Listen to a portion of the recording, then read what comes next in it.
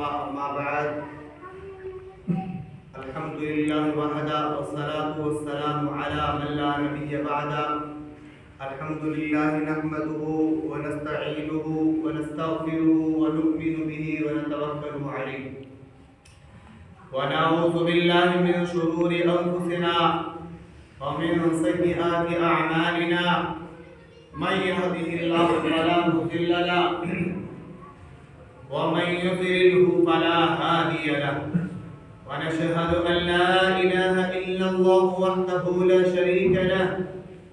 ونشهد أن سيدنا وسندنا وحبيبنا ومرشدنا ومولانا محمدا عبده ورسوله أرسله بالحق بشيرا ونذيرا. أما بعد فأعوذ بالله من الشيطان الرجيم. بسم الله الرحمن الرحيم. قال الله تبارك وتعالى في القرآن المجيد والفرقان الحميد. وقال الله تعالى يا أيها الذين آمنوا كتب عليكم الصيام كما كتب على الذين من قبلكم لعلكم تتقون. وقال الله تعالى وعلى الذين يطيقونه فدية طعام مسكين.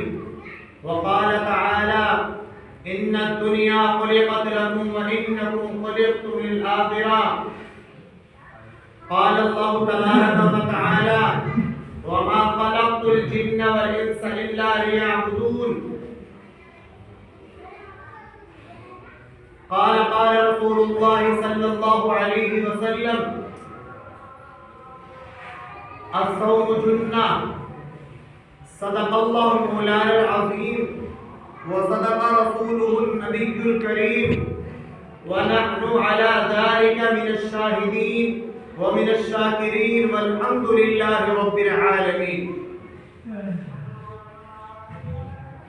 علامہ اقبال نے اپنے شعر کے انداز میں کہا ہے کہ زبر نہیں زیر ہو جا، کہ زبر نہیں اکڑ نہیں کھڑا نہ ہو، زبر نہیں زیر ہو جا. زیر کے معنی نیچے کے آتے ہیں، جھکاؤ کے آتے ہیں کہ اپنے آپ کو سجدے میں پڑ جا، اپنے آپ کو رب العالمین کے سامنے اپنے آپ کو سجدے میں ڈال دے. فرمایا زبر نہیں زیر ہو جا، آگے پیش ہونا ہے.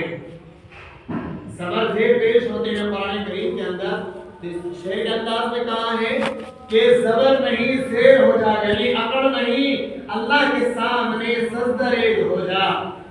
صبر نہیں زیر ہو جا اور تجھے پیش ہونا ہے، یعنی آگے اللہ کے یہاں پیش ہونا ہے کہ تو نے کیا عمل کیے ہیں، کیا دنیا میں رہ کر کے برے عمل کیے ہیں یا دنیا میں رہ کر کے اچھے عمل کیے ہیں. اگر تم نے دنیا میں رہ کر کے اچھے عمل کرے ہوں گے تو تمہیں راحت دی جائے گی، تمہیں آسائش دی جائے گی، تمہیں راحت ملے گی، تمہیں سکون ملے گا اور تمہیں جنت دی جائے گی.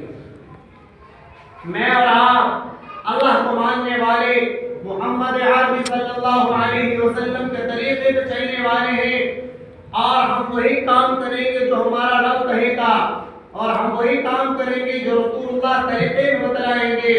ہم دنیا کے فیشن پہ نہیں چلیں گے، دنیا کے طرز عمل پر ہم اپنا انداز نہیں بنائیں گے. جو ہمارا رب کہے گا ہم اس کو فالو کریں گے. انشاءاللہ ہم وہی کریں گے جو ہمارا رب ہمیں کہے گا. اب یہاں سے بات شروع کی جاتی ہے میرے بھائیوں اور بزرگوں.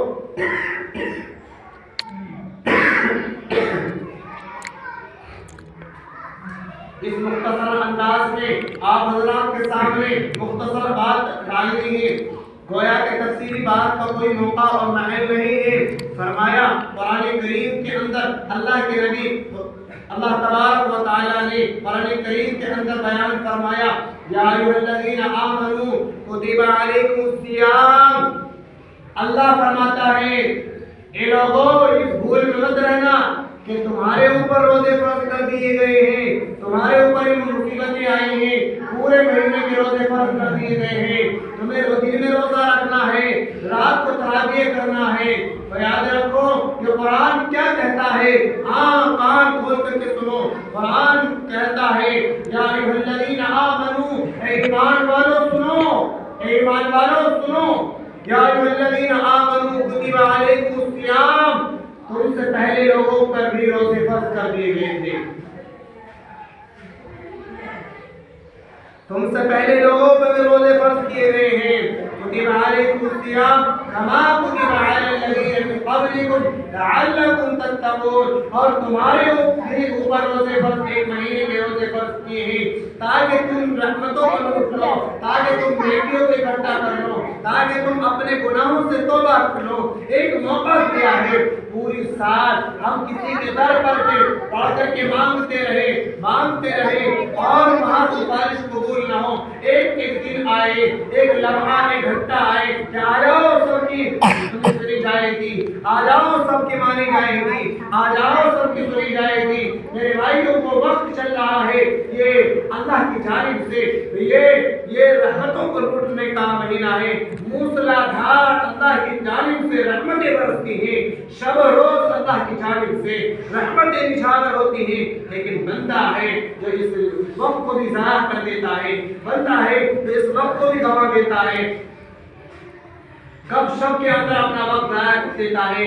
ابھی چوراہوں پر دیکھو، ابھی پردہ ٹنگا ہوا ہے، کھانا چل رہا ہے، دیگیں بن رہی ہیں اور وہاں کھڑے ہو کر کھانا کھایا جا رہا ہے، اسی طریقے سے سگریٹ پی جا رہی ہے، بوتلیں پی جا رہی ہیں۔ ارے روزہ ہے تو دیکھو، اگر تم اللہ سے نہیں گھبرا رہے، بندے سے تو تھوڑا شرم کرو کہ یہ کیا کہیں گے، اگر تمہیں کوئی نہیں دیکھ رہا تو رب تو دیکھ رہا ہے، رب تو دیکھ رہا ہے، تھوڑا دیکھنا چاہیے۔ اللہ نے فرمایا کہ جیسے پہلے لوگوں پر روزے فرض کر دیے گئے تھے، ایسے ہی تمہارے اوپر روزے فرض کیے گئے ہیں تاکہ تم متقی بن جاؤ، پرہیزگار بن جاؤ، نیک بن جاؤ، اللہ سے توبہ کر لو، اللہ سے اپنے گناہوں کی تلافی کر لو۔ لیکن میرے بھائیوں اور بزرگوں، انسان روزہ رکھتا ہے، روزہ رکھنے کے بعد انسان فساد کرتا ہے، لڑائی کرتا ہے، گالی دیتا ہے، چغلی کرتا ہے، غیبت کرتا ہے، بہتان پھیلاتا ہے، الزام لگاتا ہے اور ایک دوسرے میں انتشار پیدا کرنا چاہتا ہے۔ روزہ ہے، فرمایا روزہ ہے پھر بھی فساد ڈال رہا ہے، روزہ ہے چغلی کر رہا ہے، روزہ ہے پھر بھی ادھر ادھر کی باتیں سن رہا ہے، میرے بھائی اس کا روزہ نہیں ہے۔ فرمایا کہ انسان صبح سے شام تک روزے کی حالت میں تو رہے گا، بھوکا پیاسا تو رہے گا، لیکن اس کو ثواب نہیں دیا جائے گا، اس کا ثواب چھین لیا جائے گا۔ فرمایا حضور پاک علیہ السلام نے کہ ایسے روزے کے اللہ کو پسند نہیں ہے، اللہ کو ضرورت نہیں ہے، تم گناہ پہ گناہ کر رہے ہو، روزے کا اکرام نہیں کر رہے، روزے کا احترام نہیں کر رہے، اپنی رحمتوں کا، اللہ کی رحمتوں کا تم اندازہ لگا نہیں سکتے کہ یہ موقع ہمارے ہاتھوں سے چلا جائے گا اور جانے کے بعد، وقت چلانے جانے کے بعد ہم اس کو افسوس کرتے رہ جائیں گے، ہاتھ ملتے رہ جائیں گے، یہ وقت دوبارہ لوٹ کر نہیں آتا، گیا وقت ہاتھ آتا نہیں ہے، جو وقت گزر جاتا ہے وہ دوبارہ لوٹ کر نہیں آتا۔ میرے بھائیوں اور بزرگوں، ہم روزہ صرف اللہ کو راضی کرنے کے لیے رکھتے ہیں۔ فرمایا روایات کے اندر آتا ہے جب ہم صبح سے شام تک اللہ کی عبادت کرتے ہیں، روزہ رکھ کر کے قرآن پڑھتے ہیں، نماز پڑھتے ہیں اور تسبیحات پڑھتے ہیں اور وظیفے پڑھتے ہیں، میرے بھائیوں اور بزرگوں، دل کے اندر اخلاص یہ ہے کہ اللہ ہمارا روزہ قبول فرمایا اللہ تبارک و تعالی تمام رمضان کے مہینے کے اندر تین عشرے فرمائے، ایک رحمت کا ہے، ایک مغفرت کا ہے، ایک جہنم سے آزادی کا ہے۔ فرمایا انسان جب وہ اخلاص سے روزہ رکھ کر کے اور تمام چیزوں کی پابندی کرتا ہے، نہ غیبت کرتا ہے، نہ چغلی کرتا ہے، نہ فساد ڈالتا ہے، نہ ایک دوسرے میں جھگڑا کراتا ہے، بڑے اخلاص سے اس کا احترام کرتے ہوئے، قدر کرتے ہوئے روزہ رکھتا ہے، فرمایا اگر اس کا روزہ اللہ کی یہاں مقبول ہو جاتا ہے، اس کا روزہ اللہ کے یہاں مقبول ہو جاتا ہے، اور اللہ تبارک و تعالی فرماتے ہیں کہ میں نے اس کی مغفرت کرتی ہے، 1 سال کے گناہ معاف کرتی ہے اور آئندہ 1 سال کے اور گناہ معاف کرتی ہے، 1 سال پہلے اور 1 سال بعد کے۔ فرمایا قیامت کے دن اس کو ایک جگہ، ایک راستے سے، جنت کی ایک جگہ سے نکالا جائے گا، اس دروازے کا نام ریان فرمایا گیا ہے۔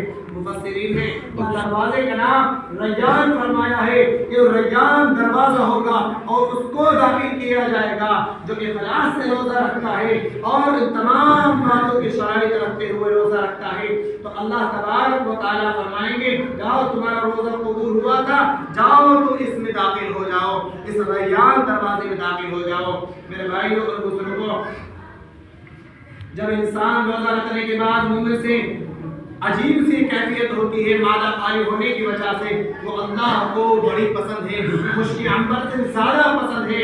روایت کے اندر آیا جب حضرت موسیٰ اعلیٰ نبی کے علیہ السلام کو اللہ نے تورات دینا چاہی تو موسیٰ علیہ السلام سے کوہ طور پہ ہم کلامی ہوئی، اللہ سے باتیں ہوئی، اللہ کی جانب سے وحی آئی، اے موسیٰ تمہیں ہم ایک آسمانی کتاب دیں گے، لیکن اس سے پہلے کچھ شرائط ہے، یہ شرائط ہے کہ آپ 1 مہینے کے روزے رکھیں گے۔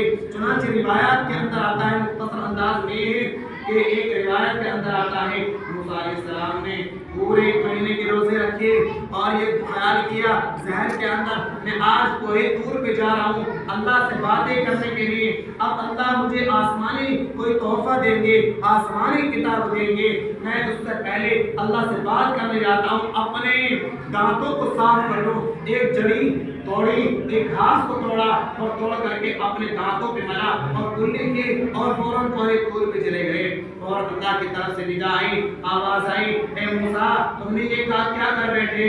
یہ تو مجھے بڑی پسند ہے۔ جب روزے کی حالت ہونے کے بعد اندر معدہ خالی ہونے کی وجہ سے جو بو ظاہر ہوتی ہے، ہلکی ہلکی ظاہر ہوتی ہے، یہ تو مجھے مشک اور عنبر سے زیادہ پسندیدہ ہے۔ جاؤ 10 روزے اور رکھ کر کے آؤ، یہ بدبو دوبارہ پیدا کرو منہ کے اندر، اور جب تمہیں تورات دی جائے گی۔ روایات کے اندر آتا ہے کہ 10 دن کے روزے رکھنے کے بعد یہ پھر دوبارہ گئے جب اللہ تبارک و تعالیٰ نے تورات نازل فرمائی موسیٰ علیہ السلام، لیکن تمام باتوں کو خیال کریں گے۔ ایک عورت روایت کے اندر آتا ہے، ایک عورت سسک رہی ہے، تڑپ رہی ہے، حضرات صحابہ کرام گئے اللہ کے نبی سے کہ روزہ ہے اس کا، لیکن وہ تڑپ رہی ہے۔ اللہ کے نبی نے معلوم کیا کہ کیا بات ہے، کیا پریشانی ہو رہی ہے؟ فرمایا اللہ کے نبی علیہ السلام نے اس لیے پریشانی ہو رہی ہے اسے کہ اس نے حلال مال سے روزہ رکھا ہے لیکن اس نے حرام مال کھایا ہے، ہم حرام مال سے بھی بچیں۔ فرمایا کیسے کھایا کہ اس نے روزہ رکھا، دوسرے کی غیبت کی، روزہ رکھا اس نے چغلی کی، روزہ رکھا اس نے آپس میں انتشار کیا، اس لیے اس کی روزہ لگ رہا ہے، اسے پریشانی نہ ہو رہی ہے۔ فرمایا اپنا روزے کو سنبھالیے، احترام کیجیے رمضان المبارک کے مہینے میں۔ فرمایا کہ انسان شرعی اعتبار سے اگر روزہ چھوڑتا ہے، بوڑھا ہے، ضعیف ہے، یا ڈاکٹر قرآن حکیم نے اس کو کہہ دیا کہ اس کو اب روزہ چھوڑنے کی اجازت ہے تو وہ 2 روزہ چھوڑ دے، اور رمضان کا 1 روزہ چھوڑنے کا سوال اتنا ہے کہ غیر رمضان میں مسلسل 2 مہینے روزہ رکھے، جب بھی رمضان کے 1 روزے کا اجر نہیں مل سکتا میرے بھائی۔ فرمایا اگر جان بوجھ کر روزہ چھوڑ رہا ہے، فرمایا وہ بڑا فاسق ہے، بڑا گنہگار ہے، لیکن جو بوڑھا جو شریعت میں اعتبار روزہ چھوڑنے کا حکم ہے، فرمایا طعام مسکین، قرآن کہتا ہے کہ اگر اتنا بوڑھا ہو گیا روزہ نہیں رکھ سکتا یا جان چلی جائے گی تو وہ اپنا فدیہ ادا کر دے، اپنے 1 روزے کا، اس میں صدقہ فطر کا 1.5-2 کلو، ایسے ہی اپنے 1 روزے کا روزانہ حساب لگا کر 30 روزے کا نکالیے، دیکھو جب اجر ملے گا۔ یہ اللہ کا قانون ہے، روزہ بلا عذر چھوڑنا وہ شخص گناہگار ہے، فاسق ہے۔ ایک بات اور عرض کرنی ہے، آج ہمارا حال ہے، ایک وہ وقت تھا اللہ کے نبی علیہ السلام کے زمانے میں حضرات صحابہ کرام مسجد میں تشریف لایا کرتے تھے، ان کی کیفیت بدل جاتی تھی اور ان کی حیثیت بدل جایا کرتی تھی، ان کی متغیر شکل ہو جایا کرتی تھی۔ اللہ کے نبی فرماتے ہیں کہ مسجد اللہ کا گھر ہے اور اللہ کے گھر میں آنے کے بعد دنیا دنیا کی باتیں نہ کی جائیں. آج ہمارا حال ہے کہ ہم مسجد میں آنے کے بعد اتنا حال برا ہوتا ہے کہ جیسا ہمارا چوراہوں پر حال ہے, مسجد میں ٹولیاں بنا کر کے بیٹھ جاتے ہیں, دنیا کی باتیں شروع کر جاتے ہیں. ہمارا ایمان تقاضا کہاں گیا ہے؟ ہمارے صحابہ کرام کا دیکھیے عمل دیکھیے کہ جب مسجد میں آتے تھے یہ خوف طاری ہو جایا کرتا تھا ہمارے چہروں پر. فرماتے ہیں اللہ کے نبی کہ حضرات صحابہ کرام کے چہرے انور پر یہ طاری ہو جاتا تھا, خوف طاری ہوتا تھا, اللہ کا ڈر کہ اللہ کی جانب سے کوئی پکڑ نہ آ جائے, مسجد کی بے ادبی نہ ہو جائے, مسجد کا احترام ہمارے دلوں سے نہ نکل جائے. آج ہمارا حال ہے مسجدوں کا احترام نکال دیا ہم نے. مسجد کے اندر آنے کے بعد دنیا کی باتیں آتی ہیں, میری بات چل جائے, میں بڑا ہو جاؤں, میری بات مایوس ہو جائے. مسجد اللہ کا گھر ہے, اس میں کسی کی بات نہیں چلتی. یہاں تو اللہ کا قانون چلتا ہے, رسول اللہ کی بات چلتی ہے. اس بات کی پابندی کرے. اگر ایمانی تقاضا ہے تو ایمانی تقاضے کو سامنے رکھتے ہوئے خوف کریے, مسجد کے اندر آئیے, داخل ہوئیے, اعتکاف کی نیت کریں, وضو کریں, اور وضو کرنے کے بعد اگر کچھ پڑھنا نہیں آتا تو مسجد میں خاموش ہو کر بیٹھ جائیے. یہ احترام ہے مسجد کا. اللہ تعالی ہم سب کو عمل کی توفیق عطا فرمائے. الحمدللہ.